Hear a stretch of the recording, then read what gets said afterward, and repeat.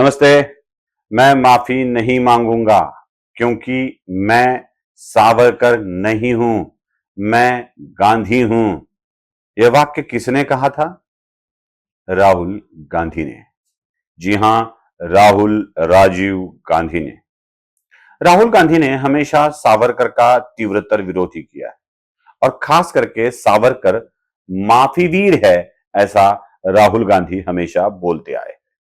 लेकिन क्या राहुल गांधी को इसका एहसास है कि वो कितनी बार माफी मांग चुके हैं?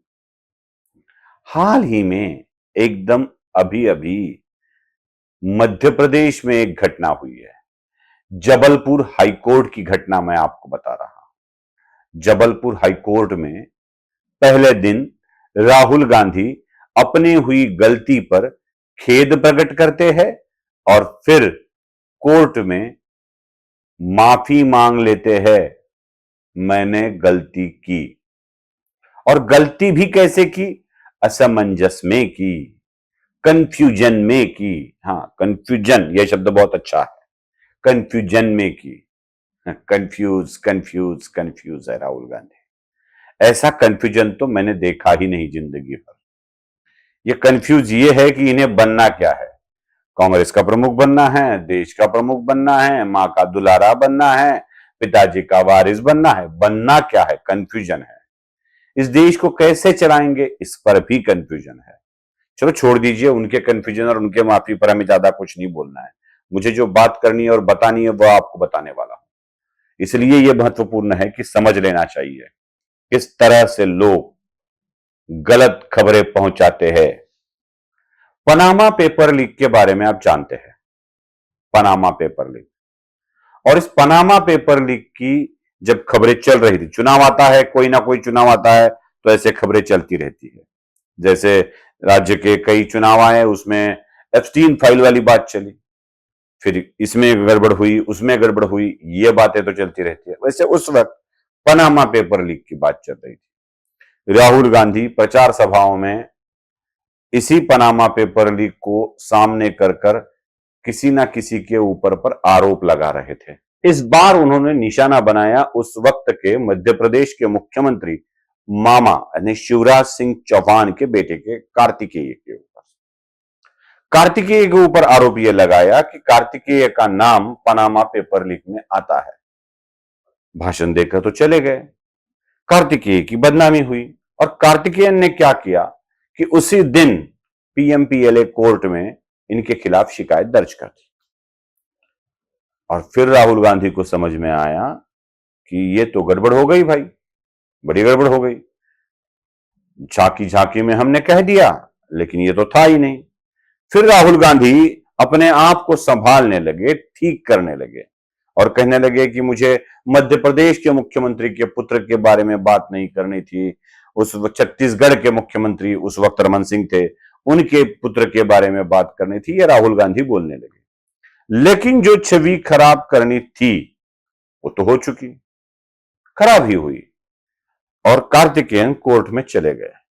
मामला लंबे समय तक चला। राहुल गांधी ने यह मामला जैसे तैसे करके जबलपुर हाई कोर्ट लेकर आए, क्योंकि उस कोर्ट में अगर चलते तो छोटा कोर्ट था, बार बार जाने आने की नौबत होती थी, बहुत दिक्कत होती थी राहुल गांधी के लिए।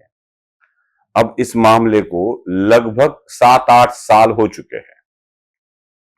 अब राहुल गांधी को लगने लगा कि अरे भाई, गलती तो की है और ये गलती महंगी पड़ सकती है।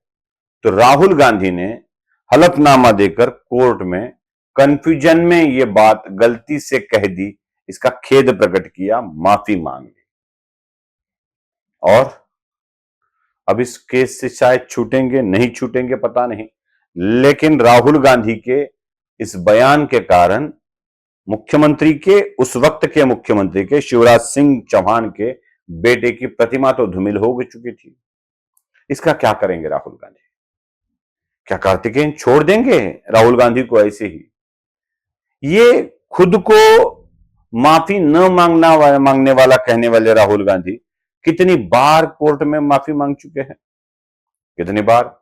मोदी के संदर्भ में, आरएसएस के संदर्भ में, सारे मोदी क्या होते हैं? हाँ, सारे मोदी चोर क्यों होते हैं, देश का प्रधानमंत्री चोर है, ऐसे कई वाक्यों को सावरकर के संदर्भ में भी राहुल गांधी को माफी मांगने की नौबत आने वाली है।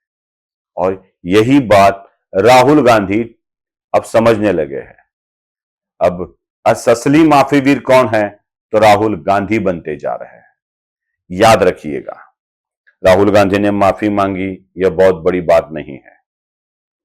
राहुल गांधी की माफी यह बात बहुत बड़ी नहीं है। बात कौन सी बड़ी है? बात यह बड़ी है कि राहुल गांधी हमेशा